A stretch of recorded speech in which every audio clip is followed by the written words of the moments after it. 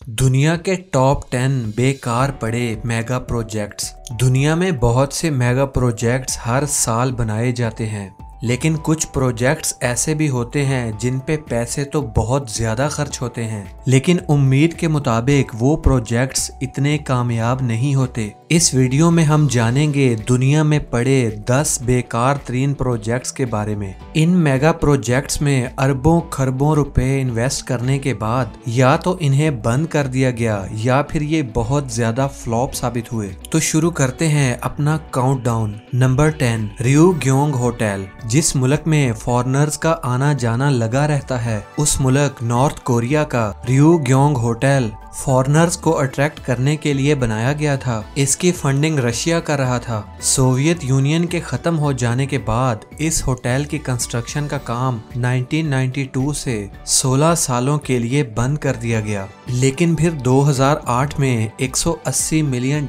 खर्च करके इस होटल में LEDs लगाई गई, जिनकी मदद से आज कोरियन अवाम को उनकी हिस्ट्री बताई जाती है। रियूग्योंग होटल को मुकम्मल करने के लिए अभी मजीद $2 खरब की जरूरत है, जो कि नॉर्थ कोरिया के पूरे GDP का 5% है। नंबर 9, superconducting super collider Texas USA। The Desertron के नाम से बुलाया जाने वाला पार्टिकल एक्सेलरेटर कॉम्प्लेक्स, ये प्रोजेक्ट अमेरिका के लिए एक बहुत बड़ी अचीवमेंट साबित होने वाला था। खराब प्लानिंग और बुरे इम्प्लीमेंटेशंस की वजह से 1990 में 15 माइल टनल और 17 शाफ्ट्स साइट पर ही धंस गए। इस मेगा प्रोजेक्ट का बजट 4.4 ट्रिलियन से बढ़कर 11 ट्रिलियन तक जा पहुंचा और टैक्स पेयर्स के 2 ट्रिलियन से ज्यादा पैसे इस मिस प्लान्ड मेगा प्रोजेक्ट में बर्बाद हो गए।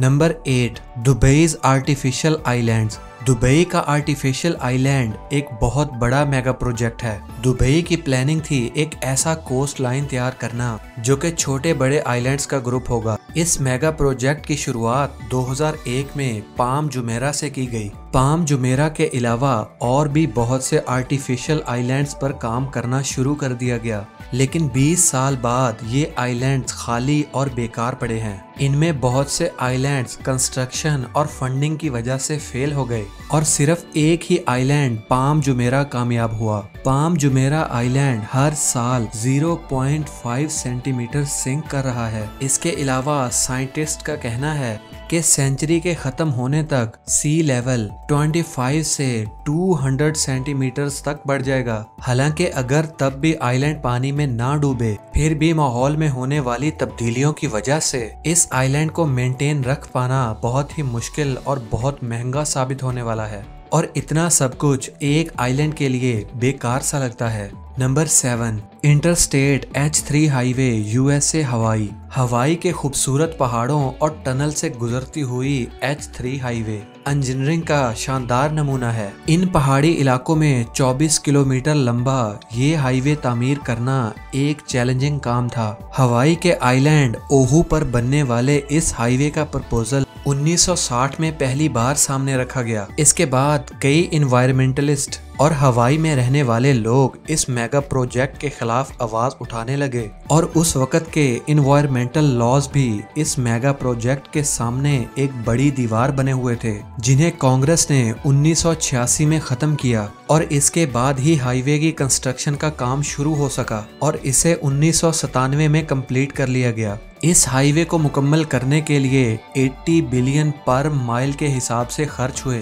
लेकिन ये हाईवे आज भी ज्यादा लोगों के इस्तेमाल में नहीं है। हवाई में रहने वाले लोग आज भी इस हाईवे का इस्तेमाल करने पे एतराज करते हैं। Number 6, Dubai creek tower. किसी अजीम इंसान ने कहा था sky is not the limit, और शायद इसी बात पे अमल करने के लिए दुनिया के बहुत से मुमालिक में रेस लगी हुई है। सभी मैन मेड टॉलेस्ट स्ट्रक्चर बनाने में लगे हुए हैं। सऊदीया के जद्दा टावर को टक्कर देने के लिए दुबई ने क्रीक टावर बनाने का फैसला किया, लेकिन इंजीनियर्स के लिए ये एक बहुत बड़ा चैलेंज साबित हुआ, क्योंकि क्रीक टावर के डिजाइन में स्टील केबल्स का इस्तेमाल किया जाएगा जो कि कुछ किलोमीटर्स की दूरी तक फैले होंगे। इसके अलावा इन स्टील केबल्स को अब तक की सबसे ऊंची हाइट पर ले जाना भी एक बहुत बड़ा मसला है।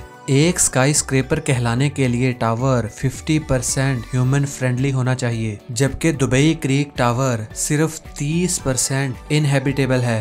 ये सब जानने के बाद इस बात से आपको बिल्कुल हैरत नहीं होगी कि फाउंडेशन बनने के बाद क्रीक टावर पर मजीद काम होना 2016 में बंद कर दिया गया। प्रपोजल के मुताबिक ये प्रोजेक्ट 2022 में मुकम्मल होना था। इसीलिए हमने आज दुबई क्रीक टावर को अपनी टॉप 10 फेल्ड मेगा प्रोजेक्ट्स की लिस्ट में शामिल किया है। Number 5, Naypyidaw Myanmar. Ghost city के नाम से मशहूर म्यांमार का नेपियादिया शहर दुनिया के सबसे वीरान पड़े मेगा प्रोजेक्ट्स में से एक है। ये शहर म्यांमार का कैपिटल सिटी है। इस शहर में बहुत कम तादाद में लोग रहते हैं और आपको रोड्स पर गाड़ियां और बिल्डिंग्स ही नजर आएंगी। कैपिटल को थोड़ा सेंट्रल लोकेशन देने के लिए म्यांमार गवर्नमेंट ने इस शहर का इंतखाब किया और इस शहर पर अब तक 4 खरब डॉलर्स खर्च कर चुके हैं। इस शहर में बड़ी बड़ी बिल्डिंग्स, होटल्स, मॉल्स, जिम्स और तमाम तरह की सहूलियात हैं, लेकिन जिस चीज की कमी है वो है आबादी।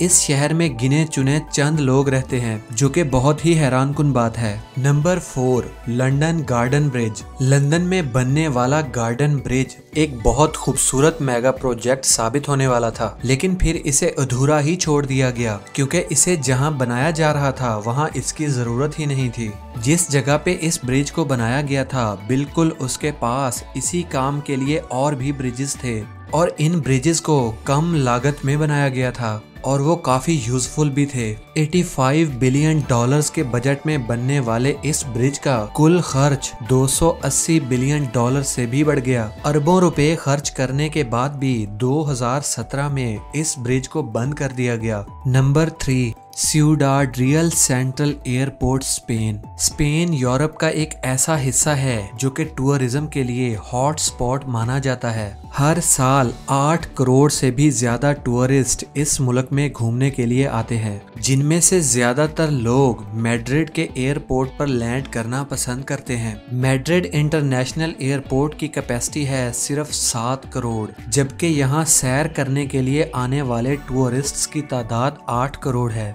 इसी मसले को हल करने के लिए स्पेन गवर्नमेंट ने एक और एयरपोर्ट बनाने का फैसला किया। इस एयरपोर्ट को बनाने के लिए 1.2 बिलियन डॉलर्स खर्च होने थे, यानी 1.2 बिलियन डॉलर्स खर्च करके सिउडाड रियल सेंट्रल एयरपोर्ट बनाया गया। जल्दबाजी में ये एयरपोर्ट बना तो लिया गया था, जिसका मेन मकसद मैड्रिड इंटरनेशनल एयरपोर्ट का लोड कम करना था, लेकिन 2009 में जब इस एयरपोर्ट को ऑपरेशनल किया गया तो बनाने वालों के होश ही गुम हो गए। कहलाया तो ये सेंट्रल एयरपोर्ट जाता था, लेकिन किसी भी एंगल से ये एयरपोर्ट सेंट्रल नहीं था, क्योंकि यहाँ लैंड करने के बाद मैड्रिड जाने के लिए पैसेंजर्स को 300 किलोमीटर का सफर तय करना पड़ता था, जहाँ टूरिस्ट्स ने इस एयरपोर्ट को बुरी तरह रिजेक्ट कर दिया था।